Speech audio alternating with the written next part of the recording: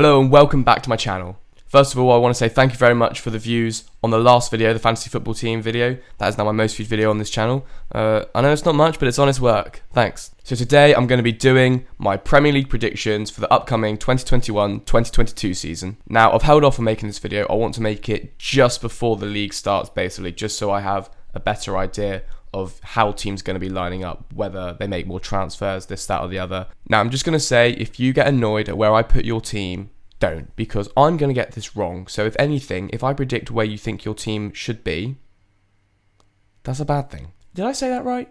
You know what, we're going to go with it. Basically, just don't get annoyed. I'm going to get this wrong, and your team's probably going to do better than I predict. They could do worse, but, you know, think positively. The season's just about to start. But without further ado, I'm just going to get into it. So I'm going to start with the three teams I think are going to get relegated. And to me, this one is quite easy, I think. In 20th place, I'm going to go Watford. In 19th place, I'm going to go Burnley.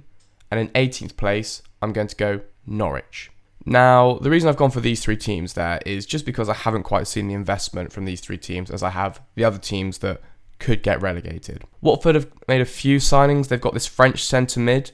I think they signed from the French league. They've also signed Danny Rose at left back, but I just don't really see much of an improvement from the side that went down 2 years ago. So I think it's fair to say they are favourites to get relegated. In 19th place, Burnley, and we do this every year. We predict that Burnley are finally going to get relegated, and every year there's a point in the season where it looks like they will. But Sean Dyche pulls out his magic from nowhere and saves them. This year, however, I think that is not going to be the case. In terms of investment, Burnley are always the team that gets the least amount of investment within the league, really. They've signed a centre-back, Nathan Collins, from Stoke, but they've also sold a centre-back, Ben Gibson, from Norwich. And is that really going to be the difference between them staying up and going down? You know, it's just one of those where I don't think they've quite had the investment. They're constantly bailed out by Sean Dyche's magic, Nick Pope, Ben Mee, Tarkowski, Chris Wood. If any of those players get injured or have an off-season, then the chances of them staying up are significantly diminished. So I'm going to go with Burnley. And finally, completing the place is Norwich. Norwich always goes straight back down, don't they? They're quite a yo-yo team. And in terms of investment, they've invested okay. They've signed Josh Sargent, they've signed Rashika, but they have lost Emi Buendia, who is better than both of those players. And we saw how they played with him in the Premier League. They got relegated.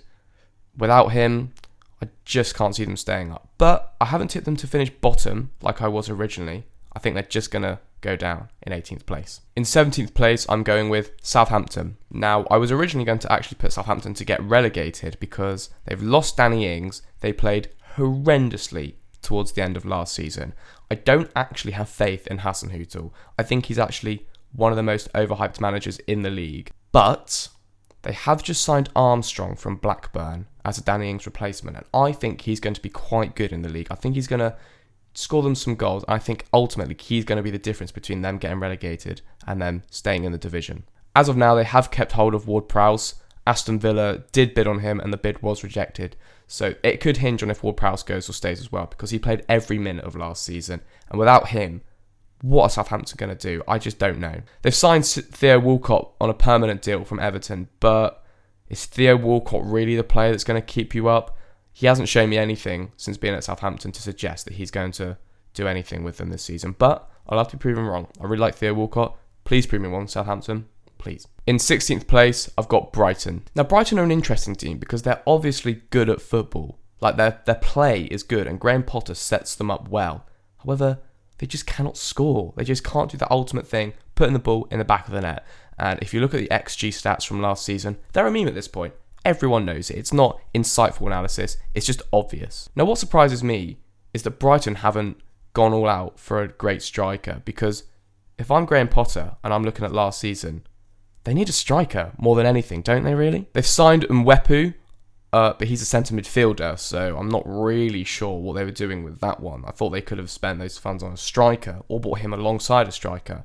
But they have sold Ben White to Arsenal, so it is going to be an interesting one for them. Are they going to be as robust defensively? They still have Lewis Dunk, they've got Aaron Webster. I think they will stay up. I think the team ultimately is good enough to stay up. But my God, you need a striker, Brighton. Sign a striker because you're an exciting team. I like watching you. You're an enjoyable team to watch. If you had a recognised striker putting the ball in the back of the net, I would tip you to finish near top half. In 15th place, I have Newcastle. Now, Newcastle are an interesting team. And when I say interesting, I actually mean a laughing stock. No offence to the Newcastle fans, because I really do love Newcastle. I love the culture surrounding the club. I love loads of the Newcastle fans online. I love True Geordie. So, I've always got a soft spot about Newcastle from True Geordie, basically. But my God, Mike Ashley, what is he doing? It's not insightful analysis to say that Mike Ashley is a poor owner. Everyone said it. But it's very apparent. Now, it's looking like they will sign Joe Willock, and he did score 7 in a row last season, which is insane. And I do think they will stay up, because they're not bad enough to go down. There are teams below them that are worse. However, it's not a fun time to be a Newcastle fan, because the potential's there. They're a big club. They're the size of Aston Villa, I would say. I would put them on equal footing with Aston Villa in terms of the grandeur of the club. But Aston Villa are a very well-ran club, and Newcastle aren't. So I'm tipping them to finish here.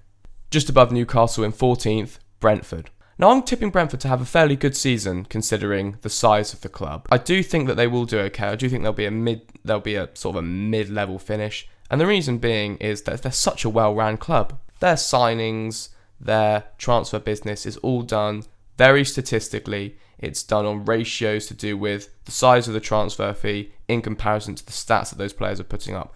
And it's worked for them because they're in the Premier League, and you only have to look at their recruitment to see how well they've done. Ivan Toney, Ollie Watkins, Said Benrahma.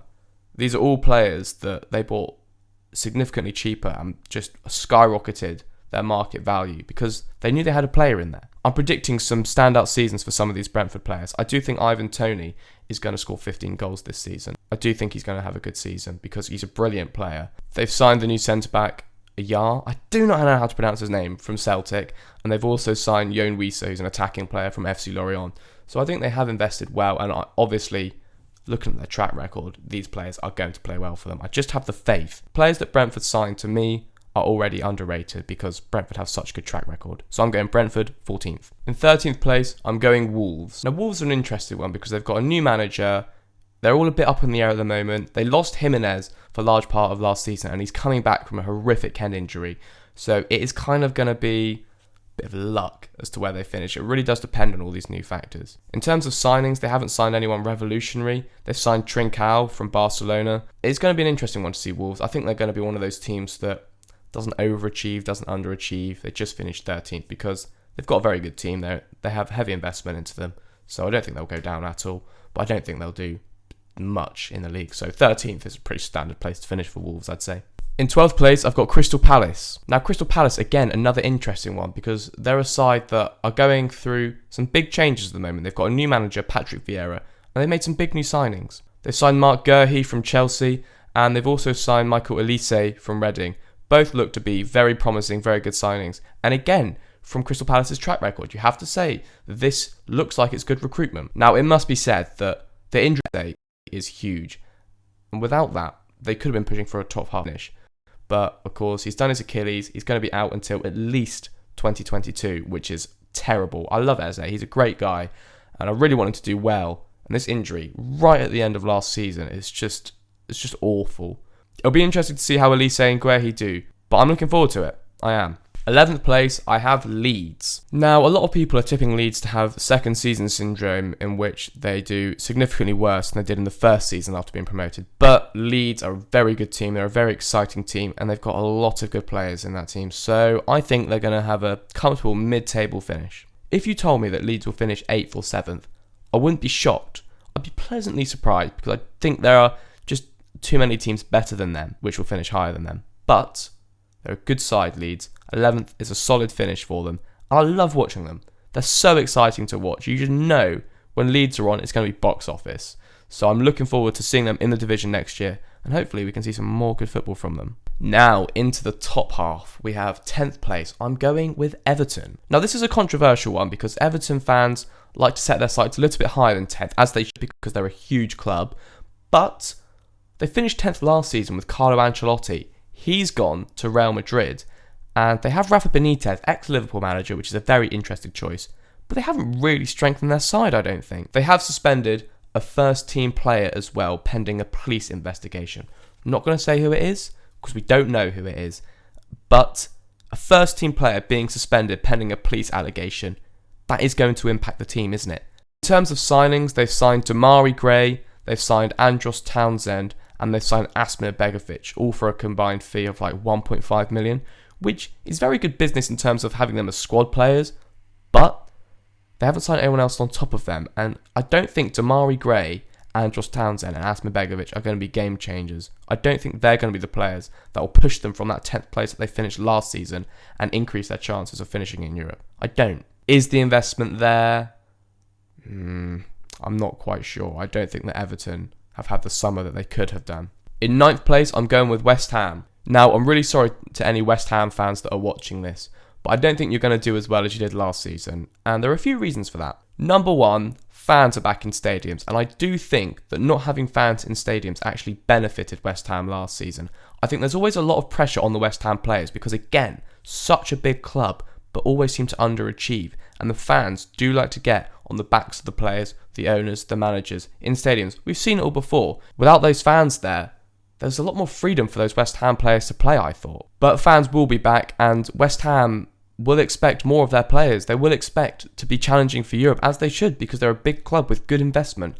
I want to see West Ham do well, because they were a fun club to watch last season, but I do not think they will. As well as that, they haven't re-signed Jesse Lingard, who was so instrumental in the second half of the season for them. He was brilliant, but it's looking like he's going to stay at Man United. That could change. That could change by the end of the transfer window, but as I'm recording this right now, he's still a Man United player, so I'm going to talk about him like he is a Man United player. So I do think West Ham, top half finish still, but I don't think they'll challenge for Europe. In 8th place, and the most controversial part of this whole video, I'm going with Arsenal. I'm really, really sorry, Arsenal fans. Now hear me out on this, because I know there's going to be a lot of angry Arsenal fans saying that I'm being biased against them, whatever. I'm not. I'm looking at this completely objectively, and I don't think you have strengthened adequately enough from last season in comparison to the teams around you. In terms of signings, signed a few good players. Ben White's a very good signing. Lokonga's looking like he's going to be a good signing. Nuno Tavares looks like he's going to be one for the future. But, again, you need an attacking midfielder. You need a James Maddison. James Maddison, if you signed him, I'd be tipping you for European places. I just think if you look at the teams above Arsenal, they've strengthened significantly more. Arteta has finished 8th 2 seasons in a row, and I haven't seen much change from them. You only have to look at what Arsenal fans are saying. I've seen a lot of Arsenal fans talking about this on various different platforms, not just AFTV, which is the main one, but various different Arsenal fans across the internet. And they're all saying the same thing. They're all saying they don't see enough changes, they haven't seen enough investment. And it's not the Arsenal fans' fault, it's the owner's fault, and you have to say it might be the manager's fault as well. It's going to be interesting to see how Arsenal do. They're always an interesting team to follow. They always blow hot and cold. But as of now, looking at the investment that they've brought in, comparing them to the other teams around them, I just don't see them finishing much higher than 8th. In 7th place, Aston Villa. What a summer it has been for Aston Villa. Now, I know they've lost Jack Grealish, but they've got 100 million for Jack Grealish. And in return for that, they've signed Leon Bailey, they've signed Danny Ings, and they've signed Emi Buendia. They might even sign James Ward-Prowse as well. But looking at that, is their team stronger after Jack Grealish? Who would you rather? Would you rather have Jack Grealish, or would you rather not have him, but have Leon Bailey, Emi Buendia, and Danny Ings? I would argue the latter. Fans back in the ground as well. Aston Villa fans are amazing. They're a huge club with a massive fan base. This is going to benefit them having fans back in the stadium. Just above Aston Villa, I'm going 6th place, Tottenham. Now, I'm tipping Tottenham to finish higher than Aston Villa, which is controversial because a lot of people would actually argue the other way around. But, as of now, Harry Kane is still a Tottenham player. Heung-min Son has signed a long-term contract at Tottenham. They signed Christian Romero from Atalanta, very, very highly rated centre-back. Lionel Messi was pushing for him to join Barcelona before he went to PSG, which shows you, if Lionel Messi approves of you, you're obviously going to be a good player. I think their investment has been somewhat good this summer, and they haven't had any significant outgoings. They've lost Toby Alderweireld, but he was declining anyway. I think that Tottenham, providing they keep Harry Kane, because as of now, as of the time of recording, he's still a Tottenham player, I think they will have a better season than they did last. Nuno Espirito Santos is a good manager. Some people questioned him at Wolves last season, but he's a good manager. I think he's better placed to guide them to a European finish than Jose Mourinho was, and that's the fact of the matter. But with Tottenham, they do like to let their fans down a lot, so if they do finish any lower than 6th, will I be surprised? No. But yeah, tipping Tottenham to finish above Aston Villa and tipping them to finish above Arsenal is controversial. I'm sorry, Aston Villa and Arsenal. Again, I'm going to say this to every team. If you disagree with me, prove me wrong. Simple as that. 5th place, and now I'm going to go with Leicester. Again, I think it's going to be one of those seasons where Leicester just miss out on the top 4, like they did last season, like they did this season before. It's like they've got some sort of mental block about finishing the top 4. But again, the investment from Leicester has been very good. They've signed Sumer, they've signed Patson Daka. Very good players. And if you watch them in the Community Shield, I know it's only a Community Shield against Man City, but they look really vibrant. They look brilliant going forward, and they're solid defensively as well. Leicester are a good side, and I think they're going to have another great season, but I think they're just going to miss out on top 4. So, on to top 4. We have Man City, Chelsea, Man United, and Liverpool remaining. All these 4 teams finished top 4 last season. All these 4 teams finished top 4 the season before. They're undisputably the best 4 teams in England. And again, I think they will take that crown and all of them will finish top 4 in some order. But which order is it going to be? I'll start off in 4th place. And in 4th place, I think it's going to be Man United. Now, a lot of people are tipping Man United to finish higher than this. Some are even saying title challengers.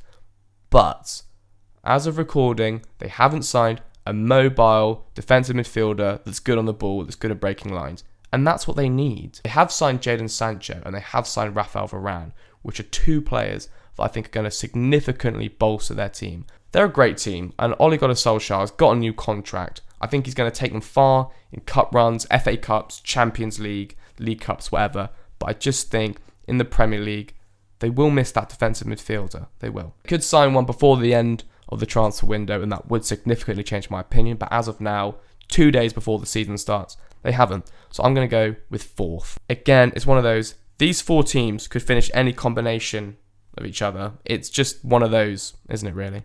In 3rd place, I'm going to go with Liverpool. Now, it's controversial to put Liverpool above Man United because last season, Man United finished above Liverpool. But you've got to remember that Liverpool were only 5 points behind Man United. They had Van Dijk out for pretty much the whole of the season. He only played 5 games. Same with Gomez. He only played like 6 games out for the whole of the season. They had Matip out for the season from January. And they played Henderson, Fabinho, Kabak, Nat Phillips, Reece Williams. All a combination of centre-back. They had 20 centre-back partnerships last season.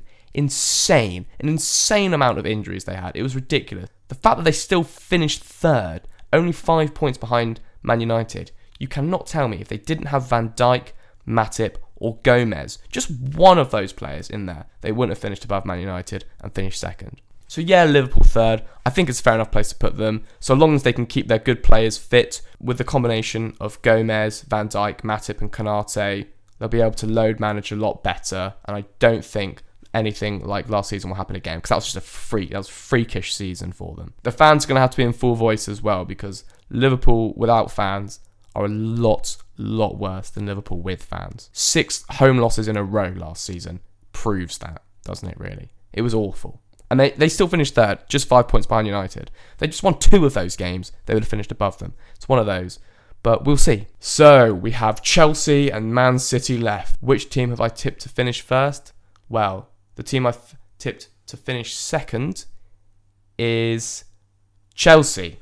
I think Chelsea will finish 2nd, and here's why. Now, Thomas Tuchel came in midway through last season, and he won them a Champions League. Like, what an introduction from a manager. Tuchel was brilliant. He got Chelsea playing some amazing football. The main reason for finishing 2nd is they are looking like it's pretty much completed. They're signing Romelu Lukaku. He's going back to the bridge after 7 years. And this is going to be massive. Lukaku scored 24 goals in 36 games at Inter last season. He got 11 assists. They won the Scudetto. He's a brilliant player. You look at Chelsea last season. Where were they faltering? Well, movement was good. Defence was solid. But they're finishing. Timo Werner in front of goal. It's poor. And if he finished his dinner a little bit more, who knows where they could have finished. They could have finished higher than 4th, that's for sure. If Tuchel was managing them from the start of the season and Timo Werner was a better finisher, they could have been challenging. They could have. It's true. I think if you replace Timo Werner with Romelu Lukaku, you have Timo Werner on the left-hand side, with his movement, how good he is. Mason Mount dropping in as well, potentially. Kai Havertz. You've got Kante and Jorginho in midfield.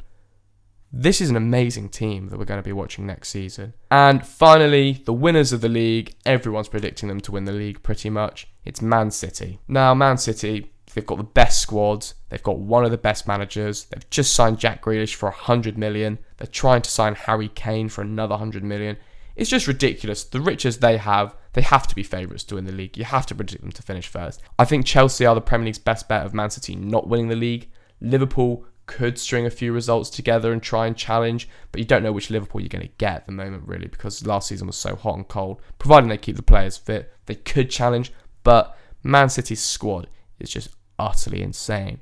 I think Man City could finish first and Man City B could finish second, because if you look at the squad depth, Sterling, Bernardo Silva, Jack Grealish, Riyad Mahrez, Kevin De Bruyne, potentially Harry Kane coming in, it's just ridiculous. It's just insane, really. But they won't really care about the league, I don't think. I feel like the league will be sort of a secondary thought. I think they're going to go all in on the Champions League because they lost it last season. They haven't ever won it, and that is going to be the main aim for them. So that's the end of my Premier League predictions. Watford, Burnley and Norwich to go down. Man United, Liverpool, Chelsea to finish in the Champions League places, and then Man City to win the league.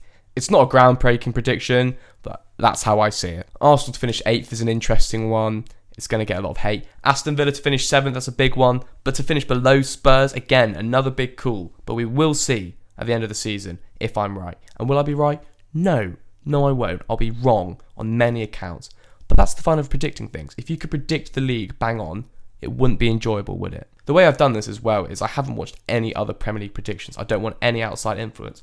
I haven't watched Spencer Owens, James Alcott's. I haven't watched any of them because I don't want to. I don't want their words to influence me. I've gone in completely objectively, looked at the transfers, looked at the managers, looked at where they finished last season, looking at fans back in the ground, and I've made my predictions based off that. If you don't like it, fair enough, because I get angry at prediction videos as well. I have done over the years. But yeah, let me know what you disagree about my video, because I'm sure you'll disagree about one thing. Let me know what you liked about the video as well. Let me know who you think is going to win the league, relegated, top 4, all that.